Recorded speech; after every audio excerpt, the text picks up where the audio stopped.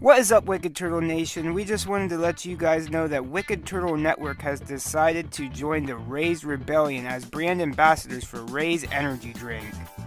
Raise Energy gives you fresh, and that stands for focus, recovery, energy, stamina, and hydration.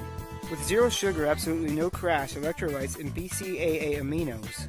I encourage everyone listening or watching right now to raise up and join the Raise Rebellion yourself by going to your local GNC, vitamin shop, or even online at repsports.com. And order yourself some Raise Energy drinks or other athletic supplements in bulk. And when checking out, use the order code WICKEDTURTLE for a 15% discount.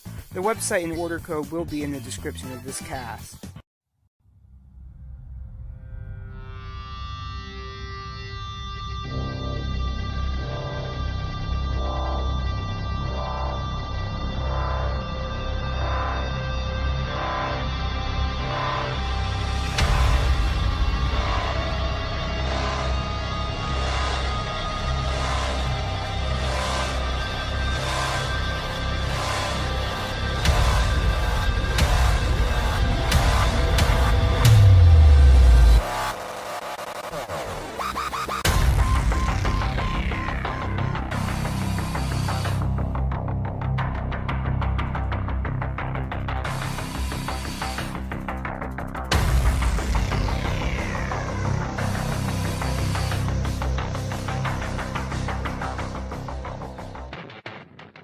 Ladies and germs, and welcome to the Duke's Dive, your midnight menagerie of professional wrestling and my take on such wrestling. Tonight, we will be diving into episode 50 of MLW and the latest episode of NXT. I know I haven't been on since at least maybe, November, or maybe not November, but I haven't covered MLW since episode 46? I don't know. I know I'm a couple episodes behind. Please bear with me. Basically, Tom Lawler has won the MLW Heavyweight Championship. He's then defeated Low-Ki in a steel cage match. Battle Riot is now coming up in New York. He's got a completely different opponent in Jimmy Havoc. Ace Austin's a figurehead down there now. I'm not sure if he's permanent roster yet. I know that Jordan Oliver has been signed. Just a lot of exciting stuff is going on in the land of MLW. Jim Cornette has joined the commentary team. So let's dive right into it. Let's get it going and cover the episode, why don't we? So, episode 50 starts off with Teddy Hart getting arrested. The Dynasty, which is Maxwell Jacob Friedman, Richard Holiday, and Alexander Hammerstone, have accused Teddy Hart of throwing a brick through their window. So, he's basically in the middle of getting arrested at this point in time.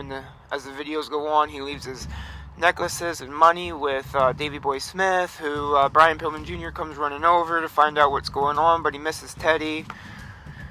Teddy's ended up getting arrested, so, I guess Davey hands Brian the jewelry and the money to watch out for tonight, and he's under the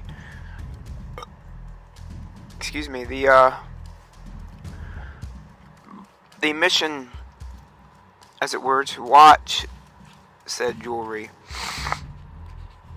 So, first matchup of the night is Myron Reed versus Gringo Loco.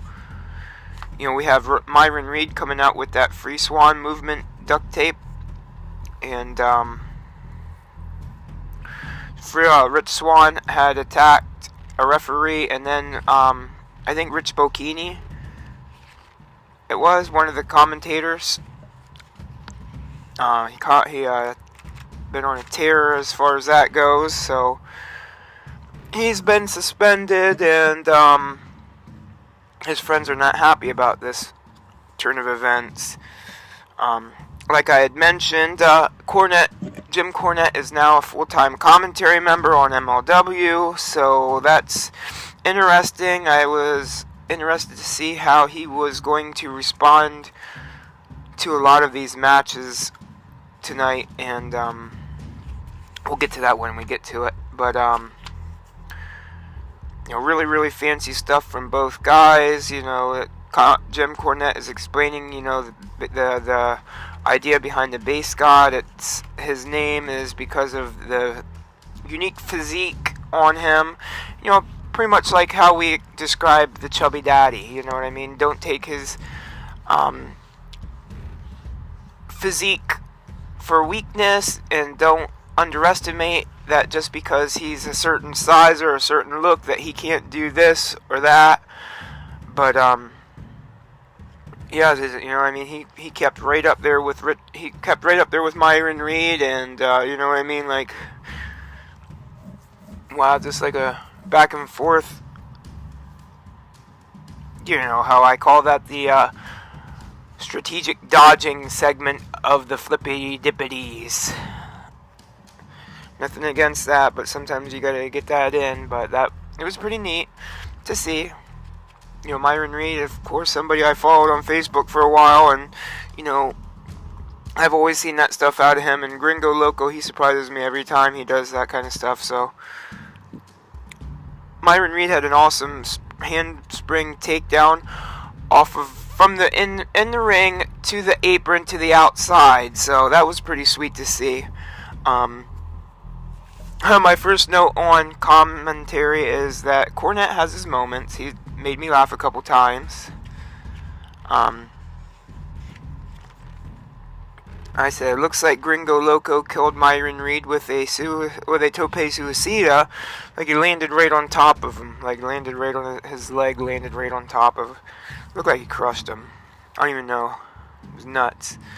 And I had a note on here that Myron and Colby Corino are looking very similar with their outfits these days. Their red, like, velour type of suit, banded with the black rings and the blonde hair. Yeah, they're looking a little similar these days, so I had to write that down, having seen Colby a lot, and I haven't actually seen Myron yet, but want to very soon here. Gringo wins with a flippy dippy off the rope after he hit a springboard cutter from like the second rope. That was sweet. Then he went up and did, I think, like a standing Phoenix splash. I don't know what you want to call that. That move that Neville does. Neville's done it, and I don't know how you call that move. I don't know. That one of those ones I can never get the name of right. But you know what I'm talking about. So after the match, Myron Reed takes a note off of Rich Swann and attacks the referee. And we move on. We move on. Oh yeah, and he gets in Jim Cornette's face and the commentator's faces and everything. And yep, he's taken right after Rich Swann. I think he'll probably be the next one to be suspended here. So then we got Mance Warner cutting a promo on his death match with LA Park tonight with Casey Lennox. He's got his 3-point system down. Number 1, light beers. Number 2, eye pokes. Number 3, knee pad up. And knee pad down. Then he said he wants to go drink some light beers with Casey Lennox, who says that she doesn't drink beer. So, as far as that goes. But, did have to make note that, if Apex would have played their cards right, they could have had a similar situation with Casey Lennox and MLW have. They could have been doing that with Taryn Adams had they played their cards right. I'm not shooting her or anything on here, but it would have been a similar situation in my book anyways. So that's my little note, my little jab, or whatever you want to call it, after the podcast host cast debacle on last Friday here. That's all I have to say about that. Like I said earlier in the podcast, we got Filthy Tom versus Jimmy Havoc at Battle Riot. And right quick here, I'm going to explain to you the Battle Riot rules. Battle Riot is like a Royale, like a Royal Rumble, but there's going to be 40 competitors. A new competitor enters the ring every 60 seconds. Elimination is done by pinfall, submission, and over the top. The winner will get a contract to compete for the MLW Heavyweight Championship title. Some individuals to look out for in this riot will be Mance Warner, Daga, Airwolf, Barrington Hughes, LA Park, Ray Phoenix, who you can see at Excite this Friday, excuse me. You know, him along with All Ego Ethan Page and Stockade and Sean Carr, and you know what I mean, I think Richard Holliday's even going to be there. Excuse me. There's going to be a lot of MLW talent there, and you know what I mean. Excuse me. The Lucha Brothers are also signed with All Elite Wrestling. You know, so you got some of the hottest free and not so free agents in the independent scene. You know, Ray Phoenix is going to have a match with LSG. I'm going to move down here the list, and then when I get to this other guy here, I'm going to announce his match for Excite. So, after Ray Phoenix, we have El Hijo de la Park. We have Brian Pillman Jr. We have Gringo Loco. We have Pentagon Jr., yes, who will also be up at Excite, Binghamton, New York, at the Legion this weekend, this Friday. Check out Excite Wrestling, XCITE Wrestling. It's out of Binghamton, New York. We got some great friends going up there, such as Rotmare, such as the Ring Crew Warriors, you know what I mean, such as Boots and Lariats, not Lariats, but so much as Pat McConnell, and you know, we got Sean Carr, and we got Axel Lennox, and we got Rob Cook, and we got all of our Binghamton guys up there, Keith Zimmer, and we got LDC. It's going to be a hell of a show. Unfortunately, we cannot make it as Smart Mark Alley, but I'm not sure exactly if there's going to be anybody from Smart Mark Alley going, but it's one hell of a show. Like I said earlier, we have Ray Phoenix versus LSG, and for the Excite Heavyweight Championship title, we got Pentagon Jr. versus the one, the only, the Madman, Joe Gacy. We got Stockade versus Sean Carr in a Fans Bring Their Weapons match. You know, we got, the Ring Crew Warriors in action. It's just, we got a lot of people there. If you miss that show, like we are going to miss it, you're going to miss out. But, however, if you do miss the show live, like we will, you do have a second chance to check it out, because it will be on independentwrestling.tv. Yes, Excite Wrestling is making its debut on independent wrestling television. So, that's just another place on the WrestleSphere on the internet to check out. If you miss this show, do your due diligence, do your best job to check this out. I mean, it's only $9.99 a month. And as far as that goes, I'll give you a code right now. It's the only code I can think of off the top of my head. Of course, some people might turn around and call me a kiss ass. But, hey, man, I'm trying to save you some cheddar in your pocket, and I'm trying to help out a good company. So, with that being said, you can get 20 free days if you use the code TRUE20.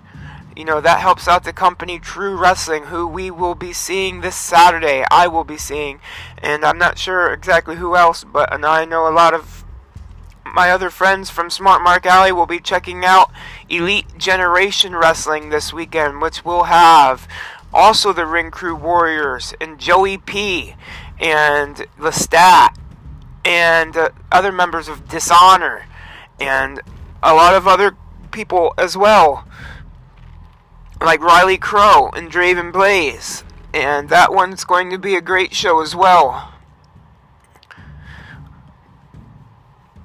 You really can't go wrong with whatever you choose to do, as long as you're supporting independent professional wrestling. And like I said, if you can't make this Excite show on Friday, there's going to be more Excite shows, but at the same time, you should do your due diligence to check that out on Independent Wrestling TV. I know this will be a great show to watch, whether you see it live, whether you see it from the front row, the second row, the third row, general admission, whatever. If you watch it on the internet, it doesn't matter. As long as you check it out, as long as you support, as long as you take the time out of your day to enjoy yourself and watch this great night of wrestling that these guys have put out for you. With some of the hottest names. Like I'm saying, I'm sitting here covering MLW, and these names are right here. Ray Phoenix, LA Park. You know what I mean? All Ego, Ethan Page, Joe Gacy, LSG, for crying out loud. Joey Ryan will be in the house, ladies and gentlemen. So, with that being said, go check out Excite Wrestling. Go check out Elite Generation Wrestling. Go check out True Wrestling. Go watch something this weekend. Get off your butt. It's getting warm out. It's not so bolsteringly cold out to where you're going to freeze your nipples off and, turn into Sub-Zero out there. The weather is finally turning. The weather's finally getting nice. So go out there and enjoy yourself. Go watch some professional wrestling, because there sure in the heck is going to be enough of it. So, with that being said, we also got Minoru Tanaka. We got Ken Debray. We got Davey Boy Smith Jr. We got the one, the only, the true Ace Austin, who you can see coming up in April 4/20 at Phoenix Pro Wrestling versus Casey Navarro, which will be a barn burner at Birthiversary, where Team Phoenix Pro takes on Team Dishonor for control of the company. Yes, you heard it right. Check those guys out on Facebook. Phoenix Pro Wrestling. They got a hell of an event coming up. It's a culmination. It's going to be one hell of a show. It's going to be one hell of a, maybe not final. Who knows? They say it's final, but, wrestling is wrestling, and things change very instantly, and, nothing's ever what it is or what it seems to be when you're talking about professional wrestling. But, like I said, go check them out. Phoenix Pro Wrestling in Altoona, Pennsylvania. At the Building 2 on Howard's Ave in Phoenix, in Altoona, Pennsylvania, you can see my boy, Smart Mark Alley approved since day one, Ace Austin take on Casey Navarro, the Sky Reaper. Both of them have been seen and, utilized on very high platforms. Casey Navarro on CZW, as well as Ace Austin. Ace Austin on Impact, an Impact player now. MLW, Revolver Pro. Where can't you see this young man at these days? After him is Teddy Hart, Alexander Hammerstone, Ace Romero, Maxwell Jacob Friedman, Low Key. This Battle Riot will take place in New York City at the Melrose Ballroom. It's going to be this coming next weekend, WrestleMania weekend, Battle Riot. Check that out. It's going to be on YouTube as well, like all the other events are.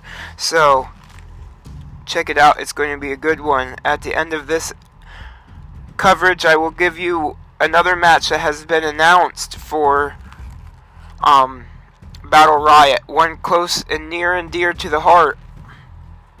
So stick around to the end of this coverage for the announcement of that match. Because if you don't know, you better know. So, we got MJF and Richard Holiday cutting a promo saying Teddy Hart is in jail. They have received, Maxwell Jacob Friedman has received a mugshot. And he's contemplating making merchandise off of this, and billboards and everything else. And they're just talking about how Teddy Hart got arrested, and that cuts into Contra Unit. It's a promo from Contra Unit. These people just caused a riot last week.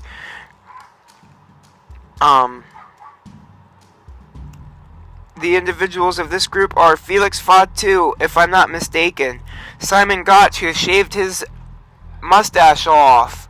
Simon Grimm, excuse me. I don't know. He goes by Grimm one day, one Grotch. Grim Grotch. So, with that situation, it's hard to tell what he's going by. Simon. If it isn't Ryman Simon, it's Simon Diamond. And it ain't either one of them. So, I don't know why he chose to shave that mustache off, but apparently he's in a new group called the Contra Unit, and they have been running roughshod over MLW. They had busted open Ace Romero, who then had his own response and said that he will be facing the Contra Unit at Battle Riot. Yes, indeed. So, with that being said, we move on to the next match.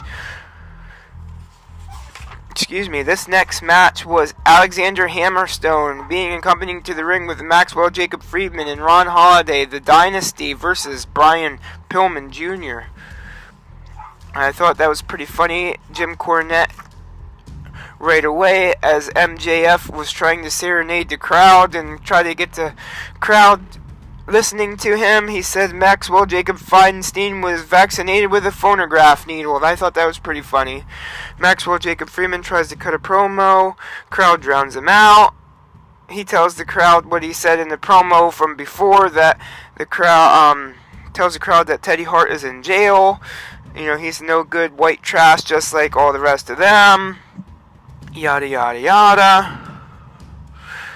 Then Brian Pillman Jr. comes out, storms the ring, gets a fight going with Alexander Hammerstone. Both guys super good. I swore I seen Hammerstone somewhere, going by the name Hammerstone, but he does kind of look like Mr. Touchdown, but I'm sure he's not. But I just made note that he does look like Mr. Touchdown from Chikara. Brian Pillman Jr. is super fun to watch live. I've been able to see him at least twice now. One time in a triple threat versus HC Loke and Grey Wolf Raven Thorn at Northern Tier Wrestling at the Nikki Baker Memorial Show, and the night before that against Sean Carr in a heavyweight championship title match at PPW. So I've now seen Mr. Pillman Jr. twice live, and he's excellent to see live. He's one of those guys you just gotta watch. You gotta experience him live. Cornette explains the countless throat surgeries that his father, Brian Pillman Sr., had. And that led him with a raspy voice. He brings this up after seeing, Brian Pillman Jr. take a gorilla press slam into the ropes from Alexander Hammerstone. You know, Hammerstone pretty much nailed down most of this match and was in control, and hit him with a Nightmare Pendulum for the win. That Nightmare Pendulum is deadly. I love to see that move. That move is awesome. I don't like the Dynasty, but that move right there in particular is one of the best moves out there these days, in my opinion. It's kind of like a Sister Abigail with a little more oomph to it and a little more razzle-dazzle. After the match, the Dynasty attacks Brian Pillman Jr. Hammerstone destroys the very expensive chains of Teddy Jr. They give them back to Brian Pillman Jr. to obviously send a message to Teddy Hart. So then we have Tom Lawler cutting a promo on Jimmy Havoc. He shows off his MMA style training leading up to Battle Riot against his match. Heavyweight championship match against Jimmy Havoc. He says he's ready for him. So with that being said, I guess we'll see that when it comes. Now we move on to the main event match. The match I was kind of interested to see how Jim Cornette called, and he actually did pretty good on it. You know, I mean, it wasn't a straight up death match anyways, but I came into this match thinking, boy, now I can't wait to see Jim Cornette call a death match. You know, they had this advertised as a death match. You know, I mean, I'm thinking light tubes and cheese graters and Kenzans and, you know, gusset plates and, oh my gosh, everything else. You know, it didn't get that hardcore, but it did get pretty nasty and pretty gnarly. As gnarly as you probably could get is, you know, like I told a lot of people concerning the Mike Keener Appreciation Night. You know, a lot of people were wondering if there was going to be any death matches on that card, you know, having taken place in the H2O Arena, you know, with ECW legends in the house, Mike Keener, H.C. Loke, Mikey Whipwreck. So people were wondering, so I told them, you know, they'd probably have a match. Stockade and G-Ravers match will probably get as close to a death match as you can get without actually being one. So, you know, technically not a death match. So it's kind of like that. I'm not exactly sure where MLW was taking place, but maybe it was taking place in somewhere where they couldn't bleed like that. So, you know what I mean? You never know. So you got Mance Warner versus LA Park. Selena De La Renta come out. She hit the stanky leg out of nowhere. I don't know what that was all about. But, apparently Appalachian American is the new name for redneck, but that's what Mance Warner's going by. He's going by the Appalachian American. Like I said, very loose definition of the word death match, but it still had its air horns.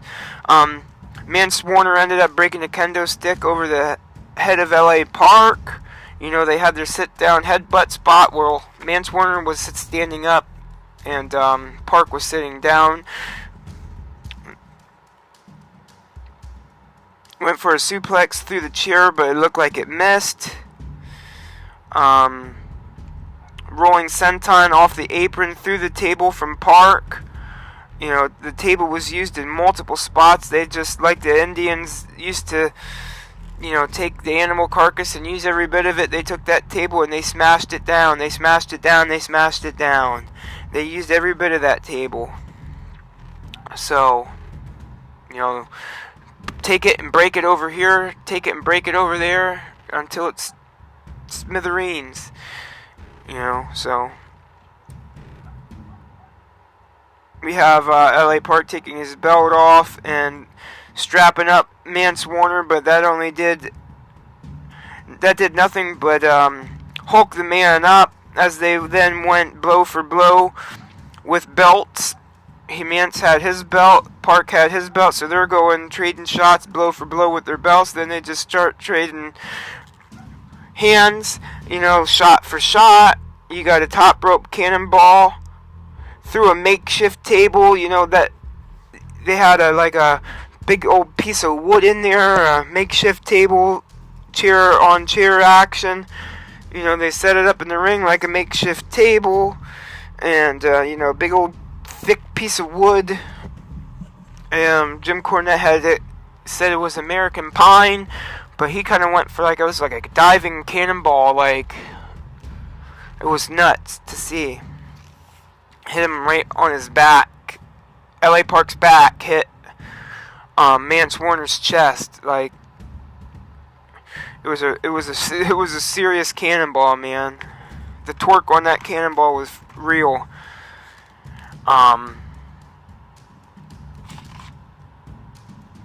And I said, LA Park must be watching some Stockade footage from the last couple times they went at it, because he picked up the chair, picked up the table, the piece of wood, and he's just hammering Mance Warner with it.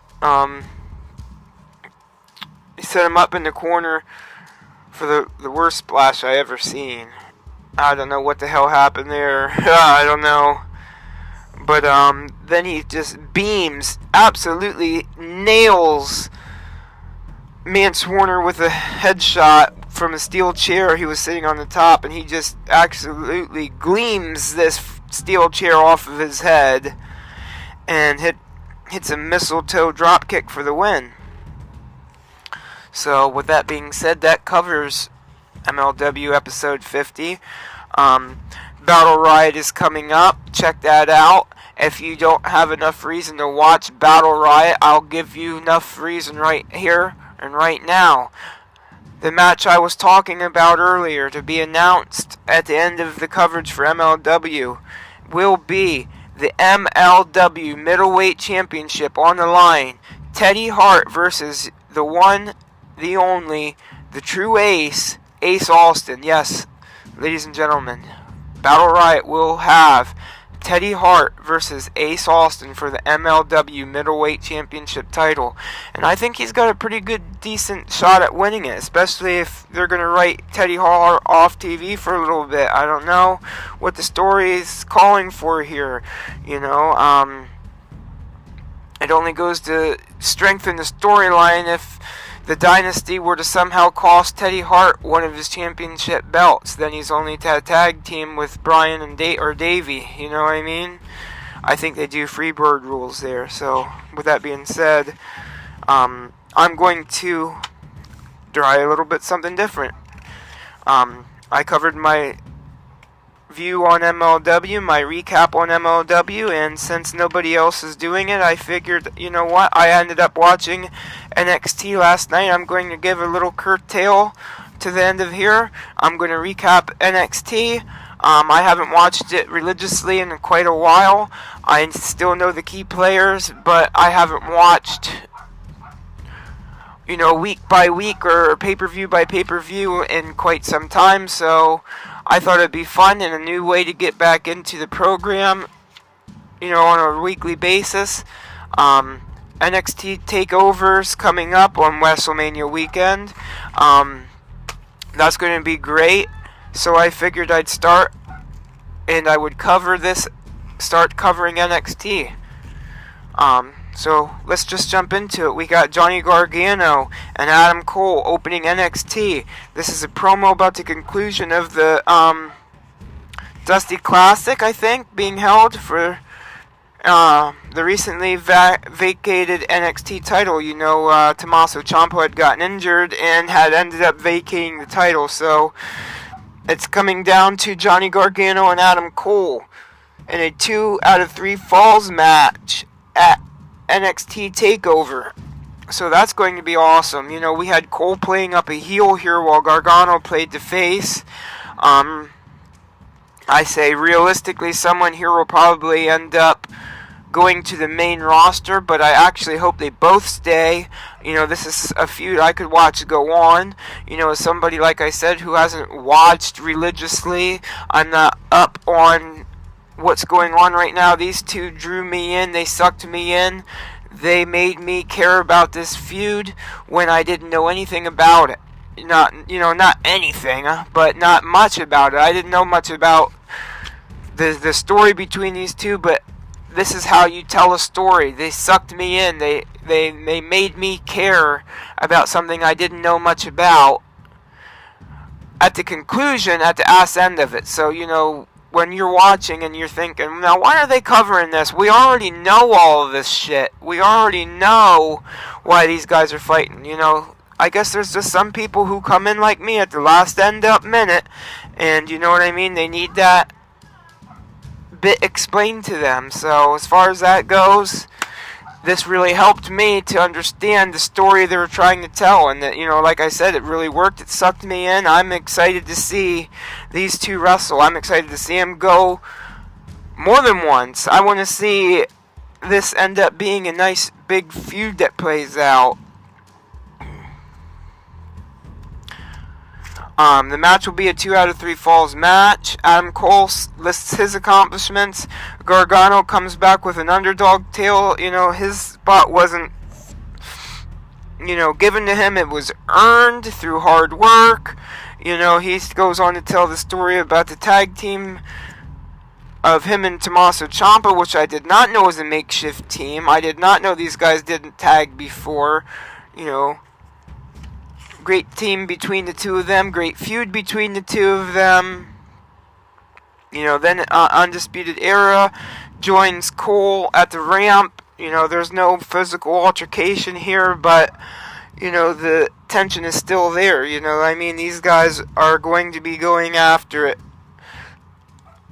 WrestleMania weekend here. So, we move up into the first match, which is Vanessa Borne and Aaliyah. And a tag team match. It's a women's tag team match. They're building up towards the Mae Young, not the Mae Young, but the tag team tournament of I don't know. Basically, the tag team champions Bayley and Sasha said that they would defend their titles anywhere, and they would basically defend them against the NXT women if they had to. So everything's changing here. Like I said, I'm not super versed on what's happening right now as far as that goes, but this is along that storyline of there being a tag team. Like I said, Vanessa Borne and Aaliyah versus Lacey Lane and Kacy Catanzo. We had Vanessa and Aaliyah playing the heels here. They controlled a lot of the match, but then Shayna Baszler and the Horsewomen came out and interrupted the match. Baszler attacks both these women. Kacy Catanzo fought back a little bit, but was then ended up taken out by Shayna Baszler, who held her title up at the commentator table. She said she's getting a raw deal here. For some reason, I have no clue what's going on here. Like I said, I haven't been watching. But we then move on to the next match here, which is a little throwback to episode 40 of MLW, when I mentioned it's pretty neat to sit here and see that I just called a match from this. It was MLW episode 40, which was a special event, Matt Riddle versus Shane Strickland. Now we got right here Matt Riddle versus somebody I never seen before, Kona Reeves. They matched up really nicely. Riddle starts housing Kona. He was interrupted by Velveteen Dream, who comes out there, and we thought he was going to interrupt the match, come down, but nope. He basically sat up at the entrance ramp on a sofa and watched the match. So that was pretty interesting.